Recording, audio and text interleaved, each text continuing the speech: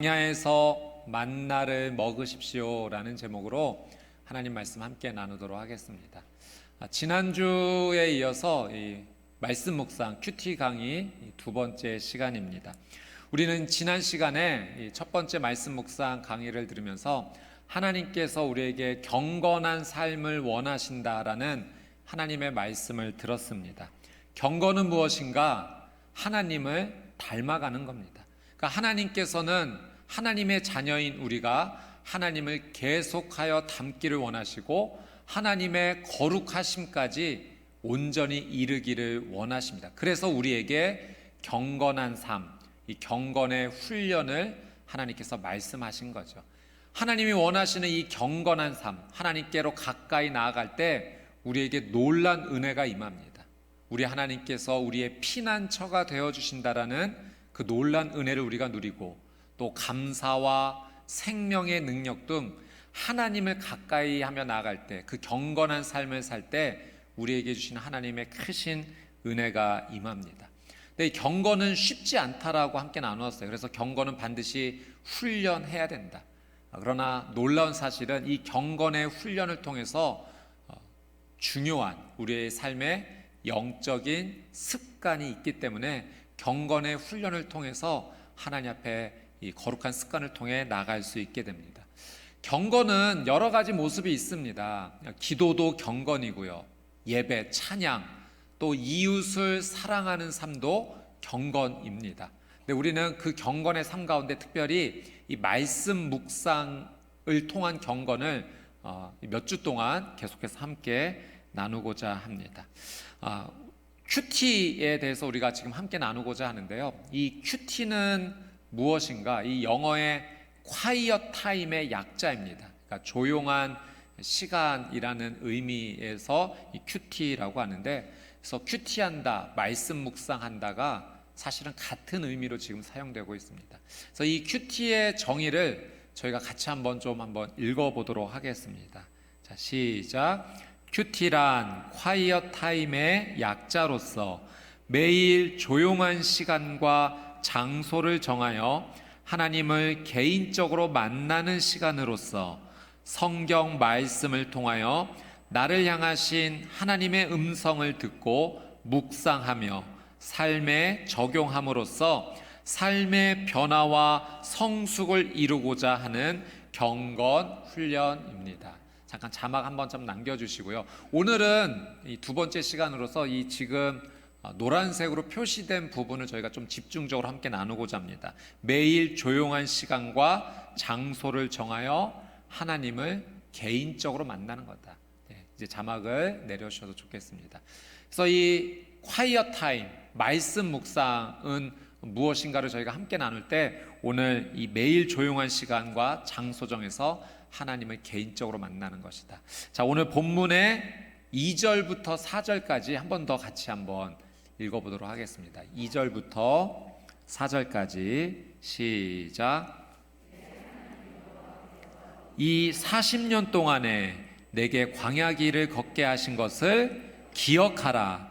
이는 너를 낮추시며 너를 시험하사 내 마음이 어떠한지 그 명령을 지키는지 지키지 않는지 알려 하심이라. 너를 낮추시며 너를 줄이게 하시며 또 너도 알지 못하며 내 조상들도 알지 못하던 만나를 내게 먹이신 것은 사람이 떡으로만 사는 것이 아니요 여호와의 입에서 나오는 모든 말씀으로 사는 줄을 내가 알게 하려 하심이니라. 이 40년 동안에 내 의복이 헤어지지 아니하였고 내 발이 부르트지 아니하였느니라. 아멘. 자, 이 본문의 2절에서 4절 우리가 함께 읽었는데요. 이 말씀은 이제 이스라엘 백성들이 출애굽하여서 그 광야 가운데 있었을 때 하나님께서 베풀어 주신 은혜를 지금 설명하고 있습니다. 이 40년을 이스라엘 백성들이 광야에서 보내는 동안 어떻게 지내게 되었는가? 여러분, 이스라엘 백성들이 굶어 죽지 않았어요.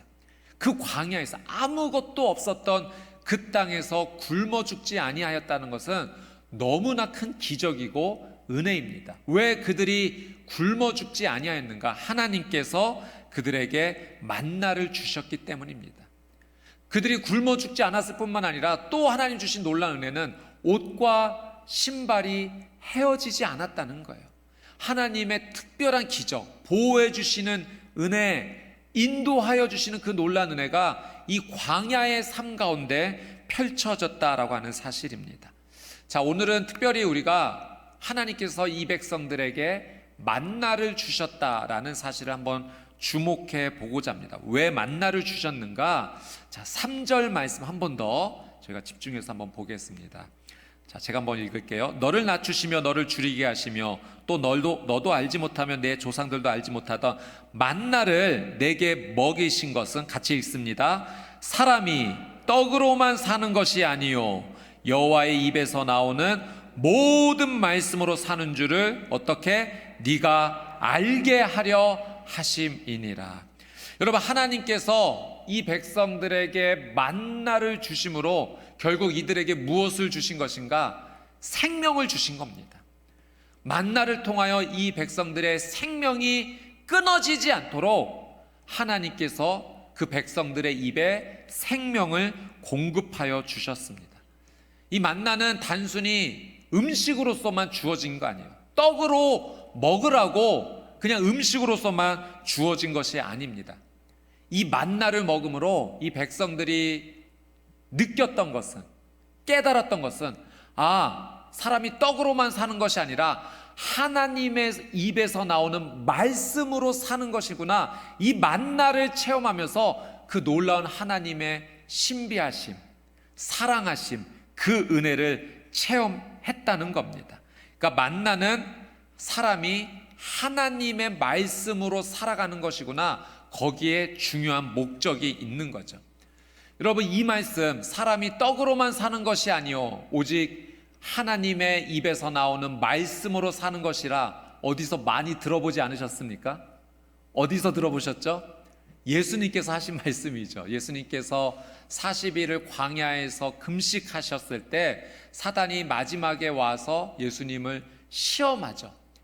배고프신 예수님께 이 돌을 떡으로 만들어서 한번 먹어보라. 네가 하나님의 아들이거든 돌이 떡이 되게 하라라고 하셨을 때 바로 예수님께서 이 신명기 8장 3절 말씀을 예수님께서 말씀하신 거예요. 사람이 떡으로만 사는 것이 아니다. 사람은 오직 하나님의 입에서 나오는 그 말씀으로 사는 것이다라고 예수님께서 이 말씀을 인용하셨던 겁니다. 여러분, 오늘 제가 여러분과 함께 이 말씀을 나누면서 떡이 중요하지 않다는 것이 아닙니다. 우리가 삶을 살아감에 있어서 음식을 먹어야죠. 그런데 우리가 기억할 것은 그 떡을 주신 분이 누구인지를 알아야 된다는 거예요. 떡도 중요하지만 더 중요한 것은 내게 떡을 주신 분, 내게 생명을 주신 분을 기억하는 것이 더 중요한 줄 믿습니다. 여러분, 그래서 우리의 삶은 떡을 위해서 살아가는 인생이 되어서는 안 된다는 거예요.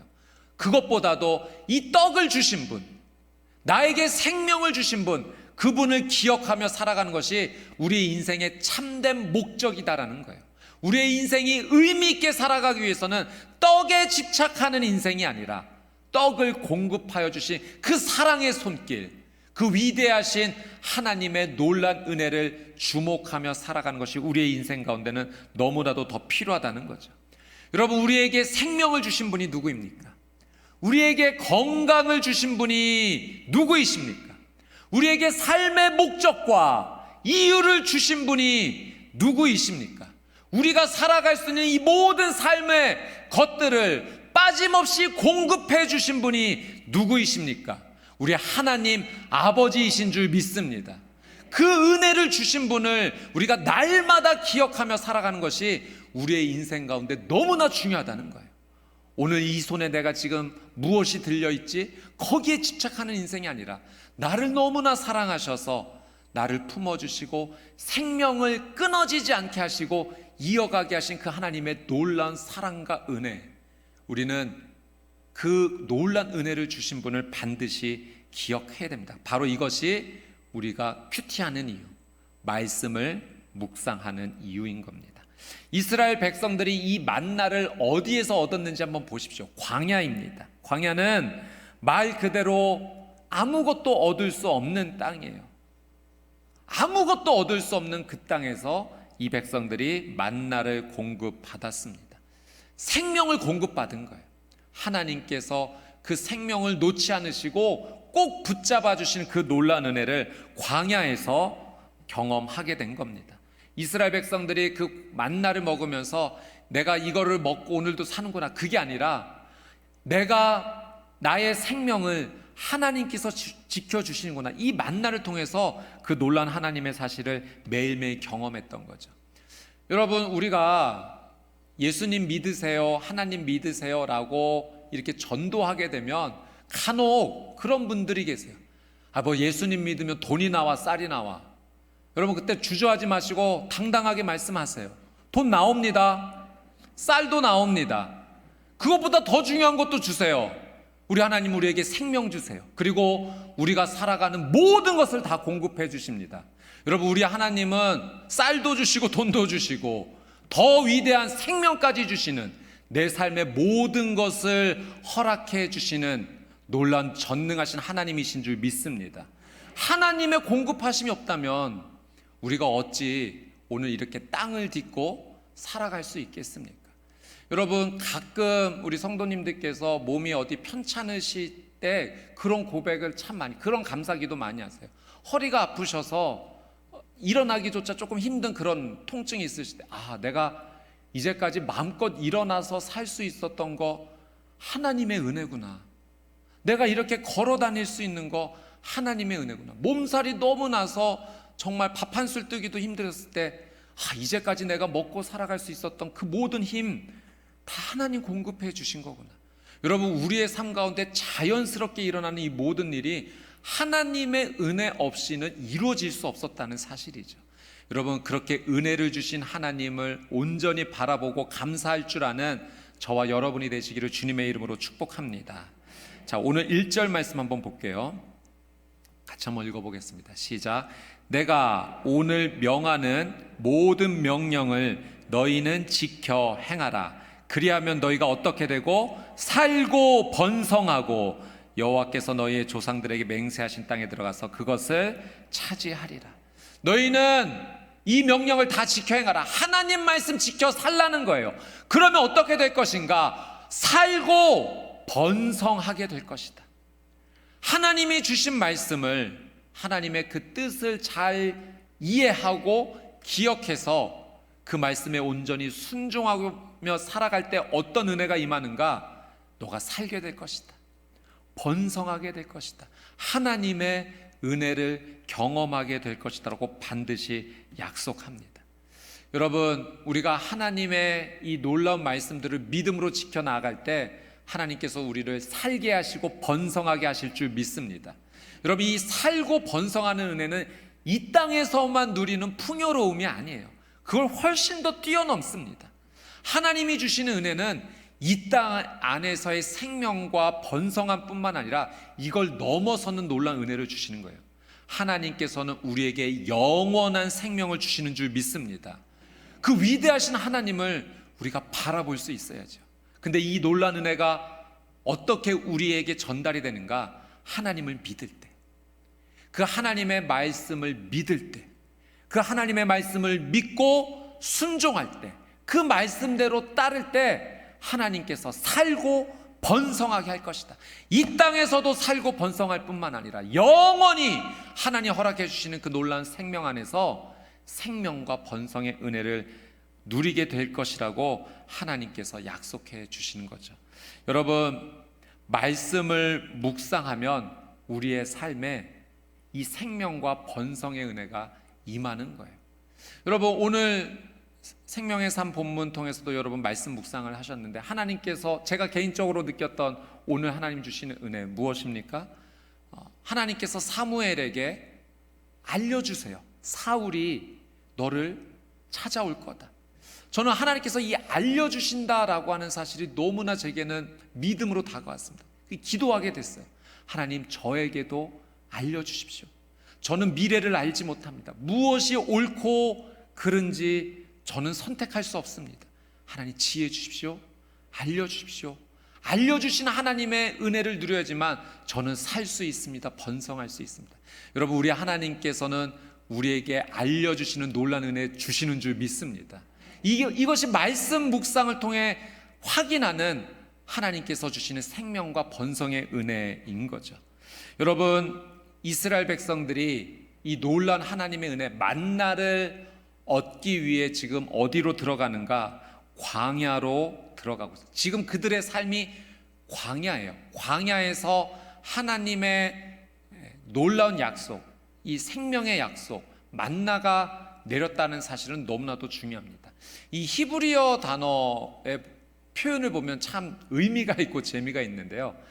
광야라고 하는 히브리어 단어가 미드바르라고 하는 단어인데, 똑같은 어근을 사용하는 단어가 하나 더 있는데 다바르. 근데 이 다바르는 무엇인가? 말씀이라는 거예요.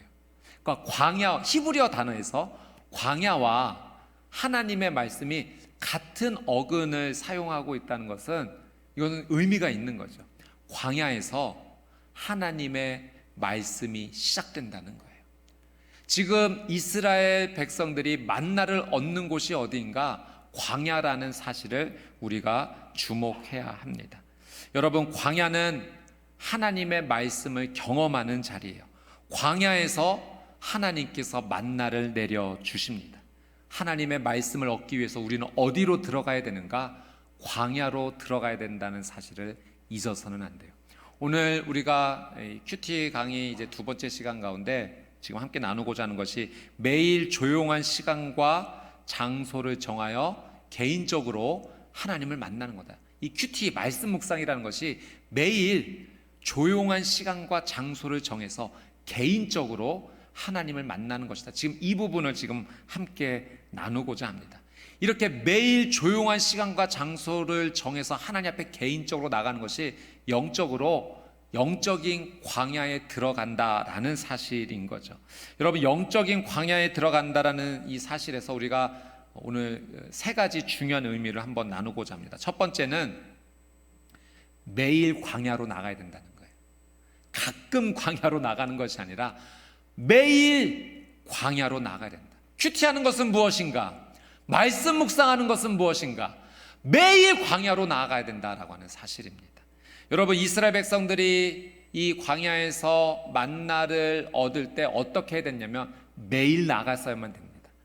오늘 나가서 내일 나가는 거 귀찮으니까 내일 것까지 걷어야지 하고서 걷어 들었다가는 그 넘쳐나는 분량이 썩었어요. 냄새가 났어요. 그러니까 하나님께서는 매일 나와서 그날 분량의 만나를 거두라고 하셨습니다. 그래서 이 생명을 계속 유지하기 위해서는, 하나님 주신 은혜를 만나기 위해서는 이스라엘 백성들이 매일 광야로 나가야 했습니다. 여러분, 말씀 묵상, 큐티, 이 말씀 묵상의 경건의 중요한 점이 무엇인가? 매일 하는 겁니다. 매일 하는 것이 이 말씀 묵상의 중요한 부분이죠. 여러분, 매일 하나님의 말씀을 통해서 하나님 주시는 생명과 이 은혜를 우리는 날마다 공급받아야 됩니다. 그래서 내가 말씀 묵상을 통한 이 경건의 훈련을 내가 하겠다라고 했을 때요, 여러분, 강력한 결단이 필요합니다. 어떤 결단? 내가 매일 하겠다. 내가 매일 이 경건의 훈련을 하겠다. 내가 매일 광야로 나가 하나님의 말씀을 거두어 드리겠다. 하나님 주시는 그 만나를 내가 만나겠다라는 그 강력한 결단, 매일 하나님의 말씀 앞에 나가겠다라는 이 결단이 우리에게 필요한 겁니다. 제가 말씀 묵상을 오래전부터 했죠. 근데 제가 그 말씀 묵상을 해왔을 때를 이렇게 살펴보면 들쑥날쑥했습니다. 말씀을 묵상하는 날도 있고 하지 않는 날도 있고 빼먹는 날도 많고, 들쑥날쑥 계속해서 그런 삶이 이어졌어요. 그러던 어느 날 제가 안 되겠다, 매일 해야겠다라는 강력한 결단을 제가 하게 됐습니다. 이제 내가 매일 이 말씀을 묵상하리라. 그래서 제가 이것을 저의 그 경건의 훈련, 삶의 습관, 루틴으로 만들기 위해서 이제 저가 이 약속을 꼭 지키기 위한 저만의 루틴을 만들기 시작한 거예요. 제가 말씀을 묵상하고 이 말씀을 개인적으로 제가 컴퓨터에 따로 이렇게 정리해서 이제 보관하기 시작했습니다. 그날 있었던 말씀에 대한 묵상을 한 부분을 제가 요약을 하고, 그래서 이제 그 부분을 어떻게 했냐면은 주변 분들에게 나누기 시작한 겁니다. 그래서 처음에는 제가 섬겼던 공동체 성도님들에게 그 말씀 묵상을 이렇게 나누었고, 가족들에게 나누고, 또 가까운 제가 나눌 수 있는 지인분들에게 나누고, 그리고 제가 블로그도 만들어서 누가 보든 말든 이건 상관없이 내가 매일 이걸 하겠다라는 결연한 의지 때문에 그냥 매일 블로그에 올리고, SNS에 제가 그냥 무조건 올리고, 습관으로 만들기 위해서 하루도 빠지지 않고 난 반드시 매일매일 하나님 말씀 묵상하겠다라고 이걸 붙잡기 위해서 저만의 약속을 만든 겁니다. 그래서 어떤 일이 있어도 이것을 꼭 하리라고 해서 그것이 계속해서 이어져 나오고 있는 거죠. 그래서 제가 우리 평촌교회 우리 성도님들 함께 만나게 되면서 우리 평촌교회 홈페이지에 그래서 제 말씀 묵상을 올리는 겁니다. 그러니까 이걸 보고 우리 성도님들이 그 말씀 묵상에 그냥 조금이나마 도움이 되시라고 올리는 거지 꼭 이것만 의지하라고 하는 의미는 아닙니다. 그러니까 담임 목사가 말씀 묵상하는 부분을 보시고 이런 부분도 이렇게 묵상했구나, 참고 정도로만 참고해 주시면 좋겠어요. 그러니까 매일 이 말씀 묵상을 하기 위해서 저만의 루틴, 강력한 습관을 남기기 위해서 한 겁니다. 그러니까 이게 훈련이 되고 습관이 되다 보니까 이제는 안 할 수가 없어요. 매일 하루를 시작할 때마다 가장 먼저 이것을 해야지만 다른 일들을 이제 시작할 수 있는 저만의 강력한 영적 습관으로 남게 되었습니다. 여러분, 매일 한다는 건요 정말 능력이에요. 매일 할 수 있다는 것 자체가 큰 능력이 됩니다. 여러분, 우리가 밥을 매일 먹죠. 대단한 능력인 겁니다. 오늘 밥 먹었다고 해서 내일 하루나 이틀 그냥 뛰어넘을까? 잘 안 되죠. 여러분, 매일 밥을 먹어야 되는 이유는 그날 그 밥을 통해서 그 에너지를 공급받기 때문에 하루의 삶을 힘차게 살아갈 수 있을 뿐만 아니라 그렇게 에너지를 공급해야지만 병 걸리지 않고 건강한 삶을 유지할 수 있는 거예요. 마찬가지로 영적인 만나를, 하나님의 말씀을 묵상하는 것도 마찬가지입니다. 내가 오늘 말씀 묵상했으니 한 이틀 3일 뛰어넘고 다음에 하겠다. 그러면 영적인 건강에 어려움이 찾아오는 거예요. 근데 매일 하나님의 말씀을 공급받으면 그 하나님의 생명의 은혜, 하나님 부어주시는 놀라운 은혜가 내 삶 가운데 계속 채워지게 되면 매일매일의 삶이 하나님 주시는 영적인 능력으로 살아가는 겁니다. 그래서 말씀 묵상의 중요한 키워드 중에 하나는 매일 하는 거다. 그리고 이 매일 하는 것에 대한 나의 강력한 결단이 있어야 되고 하나님 앞에 드리며 도와달라고 해야 돼요. 하나님, 이걸 매일 할 수 있도록 하나님 도와주십시오. 하나님이 도와주셔야만 할 수 있습니다라고 매일 하나님을 붙잡고 나아가야 됩니다. 자, 갈라디아서 6장 7절 8절 말씀 한번 볼게요. 같이 한번 읽어보도록 하겠습니다. 시작.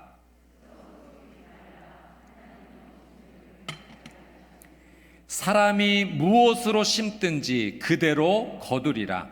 자기의 육체를 위하여 심는 자는 육체로부터 썩어질 것을 거두고 성령을 위하여 심는 자는 성령으로부터 영생을 거두리라. 자, 말씀 가운데 사람이 무엇을 심든지 그대로 거두리라.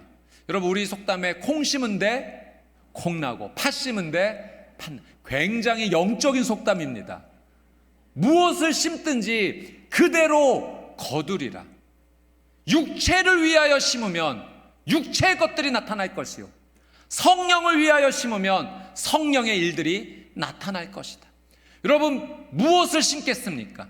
육체를 위하여 심는 인생이 되고 싶습니까? 성령을 위하여 심는 인생이 되고 싶습니까?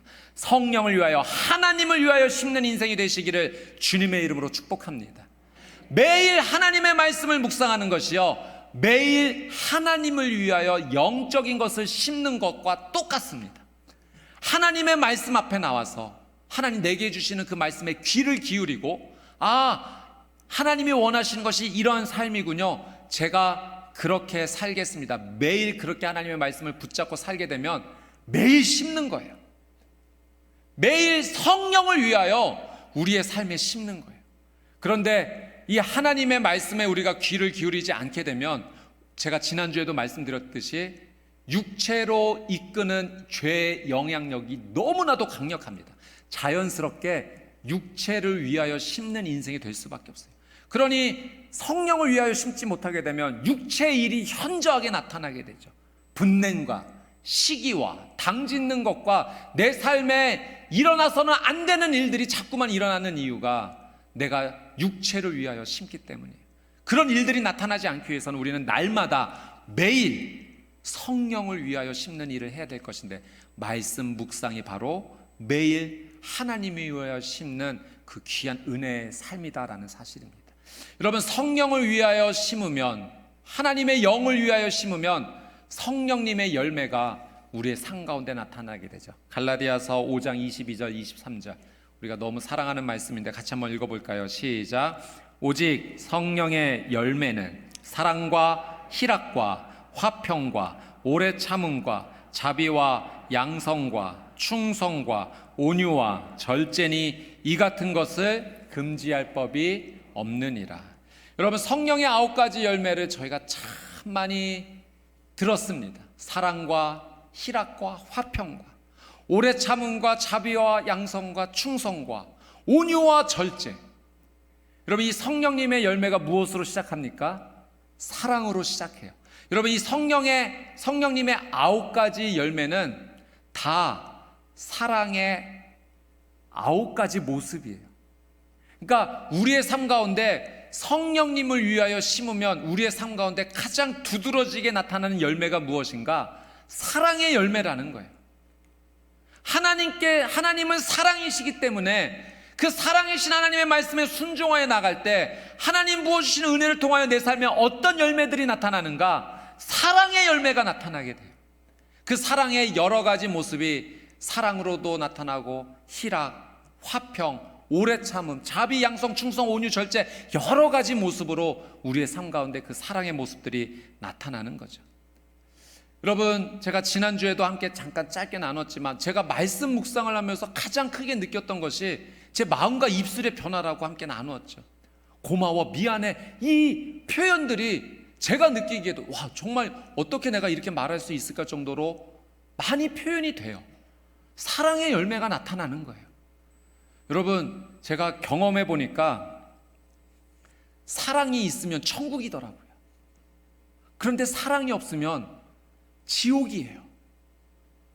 내가 사랑하는 그 가족들이 그 안에 사랑의 관계가 깨어지면 정말 사랑하는 사람들임에도 불구하고 관계가 지옥이 될 수밖에 없더라고요. 그런데 그 안에 사랑, 하나님 부어주시는 사랑이 계속 채워져 있으면 여기가 천국이구나, 그렇게 좋을 수가 없어요. 여러분, 내 삶을 통하여 사랑, 하나님 부어주신 사랑의 열매가 계속 열리면 교회가 천국이 되는 거예요. 직장이 천국이 되는 거예요. 내가 만나는 사람과의 관계 속에 천국이 임해요. 하나님의 나라가 임하는 놀라운 은혜가 임합니다. 도대체 이 일이 어디에서 시작된 걸까요? 우리가 하나님의 말씀 앞에 나갔기 때문에, 그리고 하나님 부어주시는 은혜 때문에 그렇습니다. 내가 한 것이 아니라 하나님께서 하신 것입니다. 여러분, 성령님을 위하여 날마다 하나님의 뜻에 순종하여 심는 삶이 되시기를 주님의 이름으로 축복합니다. 그 귀하게 매일 심는 삶 가운데 성령님의 열매가 일어나게 될 것이고, 성령이 주신 열매로 말미암아 여러분의 삶은 천국이 될 줄 믿습니다. 여러분, 고린도후서 5장 17절 말씀에 그런즉 누구든지 그리스도 안에 있으면 새로운 피조물이라, 이전 것은 지나갔으니 보라 새 것이 되었도다. 성령님을 위하여 심는 자, 하나님 말씀 앞에 날마다 나가는 자는 그리스도 안에 머무는 인생이 되기 때문에요, 여러분, 이전 것은 다 지나가게 됩니다.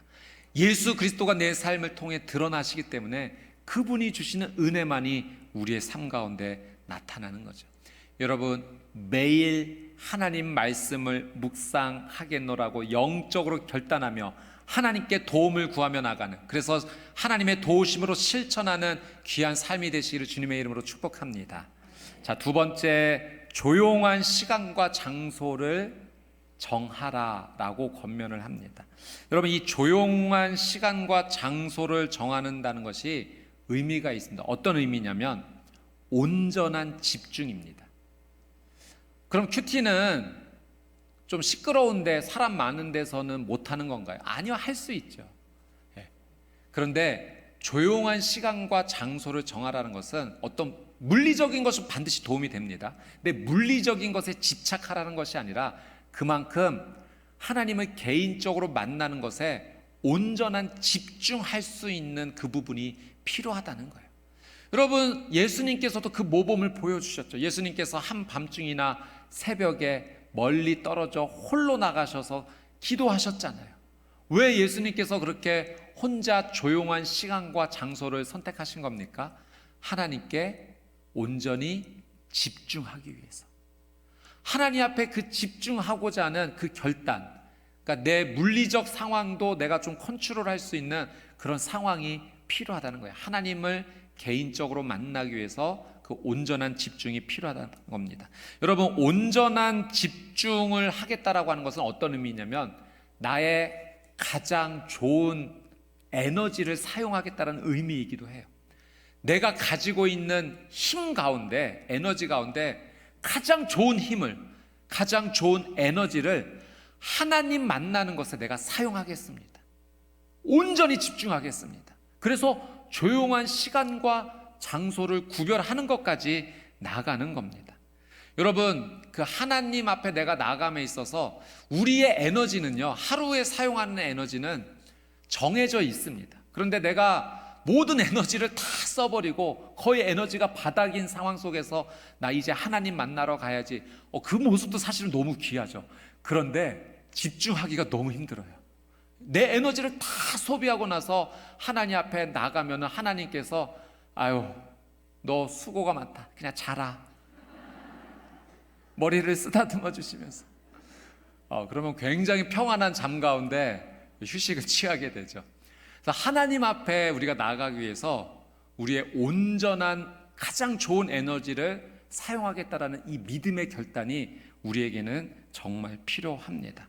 여러분, 사람마다 좋은 에너지를 갖는 부분들이 좀 다르더라고요. 제가 보니까 어떤 분은 아침에 에너지가 풀로 충전되시는 분이 계시고요, 또 어떤 분은 저녁이 이제 되면 에너지가 풀로 충전되는 분들이 계세요. 그래서 뭐 어떤 시간대든 상관없습니다. 저는 개인적으로 아침에 에너지가 풀로 충전되는 타입이에요. 그래서 저는 아침에 가장 그 중요한 시간, 내 에너지를 가장 잘 쓸 수 있는, 좋은 에너지를 쓸 수 있는 그 시간에 새벽 예배 드리고 말씀 묵상하는 부분에 저는 그 에너지를 사용을 하죠. 만약에 여러분이 나는 아침에는 너무 힘들어, 혹시 그런 분이 계시다면 저녁에 하셔도 됩니다. 그래서 저녁에 다음날 큐티를 미리 하세요.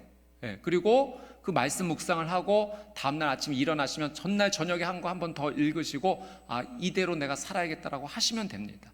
그러니까 유대인들도 하루의 시작을 저녁부터 이제 시작을 했죠. 그리고 하루가 시작된다라고 시작하면서 이제 수면을 취하면서 하나님 앞에 맡기고 이제 시작했던 시간의 개념을 그렇게 사용을 했습니다.